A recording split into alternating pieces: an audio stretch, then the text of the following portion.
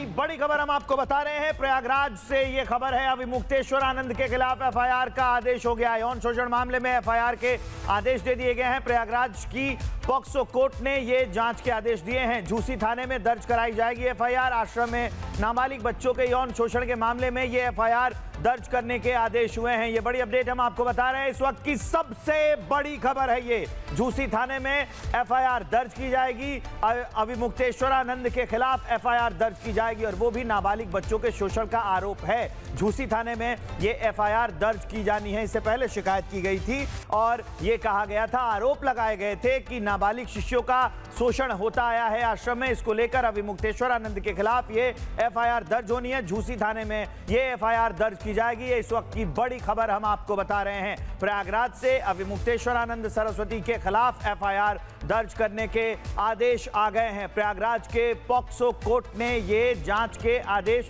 FIR दर्ज करने के आदेश दिए हैं। ये बड़ी खबर है। झूसी थाने में एफआईआर दर्ज की जाएगी। अविमुक्तेश्वर आनंद के खिलाफ एफआईआर ये दर्ज की जाएगी।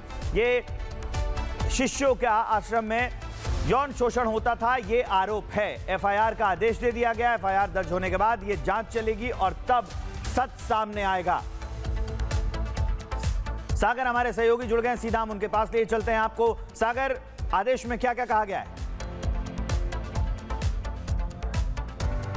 देखिए बिल्कुल विवेक, अगर हम बात करें तो इस पूरे मामले को हमने बेहद करीब से देखा। जब 13 तारीख को कोर्ट के अंदर सुनवाई चल रही थी तो कोर्ट ने देखिए फैसले को सुरक्षित रखा था और कहा गया था कि इस पर फैसला बहुत जल्द 14 दिनों के अंदर आएगा। लेकिन कोर्ट ने आदेश अब दे दिया कि पूरे मामले में एफआईआर अब दर्ज किया जाए, क्योंकि स्वामी अविमुक्तेश्वर आनंद के आश्रम में जिस तरह से अवैध गतिविधियों के कहा गया कि कई सारे वीडियोज भी हैं। आशुतोष ब्रह्मचारी ने इस बात के आरोप लगाए थे। उन 2 गवाहों को भी वो लेकर वहां पर गए थे कोर्ट के अंदर, जिनके पूरे बयान दर्ज किए गए थे कि किस तरह से उनके साथ वहां पर देखिए यौन शोषण जैसे कृत्य को यहाँ पर किया गया।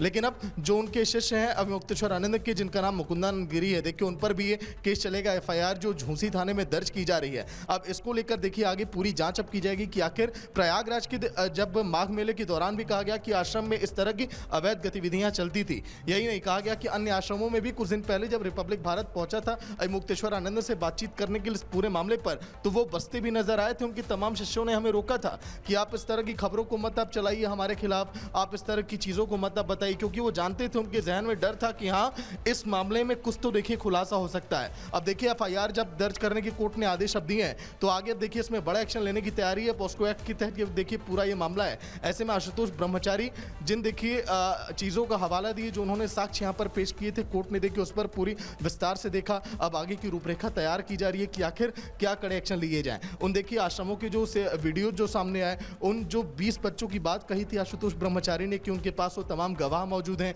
जिन बच्चों के साथ यौन शोषण जैसे कृत्य किए गए, उनके भी बयान अब दर्ज किए जाएंगे। तो ऐसे में देखिए मुश्किल में अविमुक्तेश्वर आनंद एक बार फिर से फंस चुके हैं, क्योंकि अब आगे जब दोनों पक्षों की तरफ से देखिए अब पेशी अब होगी कोर्ट के अंदर, क्योंकि अभी तक क्योंकि आशुतोष ब्रह्मचारी जिन गवाहों को लेकर गए थे, उन्होंने जब अपनी बातों का जिक्र किया, जब उन्होंने तमाम वो दस्तावेज यहाँ पर पेश किए, उसके बाद ये देखिए जांच की शुरुआत अब हो रही है। अब ऐसे में मुक्तेश्वर आनंद के जो साथी लोग हैं वो लोग कैसे बचाव करेंगे, ये देखने वाली बात होगी, क्योंकि पूरे आश्रम में इस पूरी खबर के बाद देखिए डर का माहौल था। अब वो बच्चे भी देखिए हो सकता है सामने आए, जिन 18 बच्चों और 20 बच्चों की बात और कही जा रही है, जिसका जिक्र किया था आशुतोष ब्रह्मचारी ने, जो अभी भी शंकराचार्य के आश्रम में ही रहते हैं, वहीं पर देखिए शिक्षा ग्रहण कर रहे हैं। अब ऐसे में वो अगर सामने आ गए तो जाहिर सी बात है कि मुक्तेश्वर आनंद देखिए यहाँ पर बहुत बुरे फंस सकते हैं कि आखिर कितने दिनों से सब काम चल रहा था। क्योंकि केवल मुकुंदानंद की बात करें, उनके अलावा कई ऐसे लोग हैं शंकराचार्य के साथ जो कहा जा रहा है कि इस अवैध गतिविधियों में संलिप्त हैं।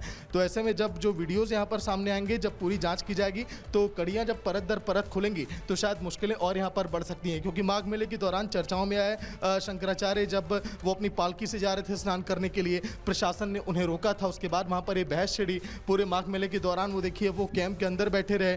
फिर उसके बाद मामला लगातार गर्माता चला गया। फिर उसी प्रयागराज में माघ मेले के दौरान ये भी आरोप लग गया कि आश्रम के अंदर अवैध गतिविधियां चल रही हैं, जो नाबालिग बच्चे उनके साथ यौन शोषण किया गया। केवल प्रयागराज तक ही मामला सीमित नहीं रहा, जो देखिए अन्य आश्रम है शंकराचार्य के, वहां पर भी ये कहा गया कि अवैध गतिविधियां चलती रही। ऐसे में और बच्चे अगर सामने आएंगे तो देखिए बहुत बड़े आरोप जो लगे हैं शंकराचार्य पर, इस पर आरोप लगे हैं।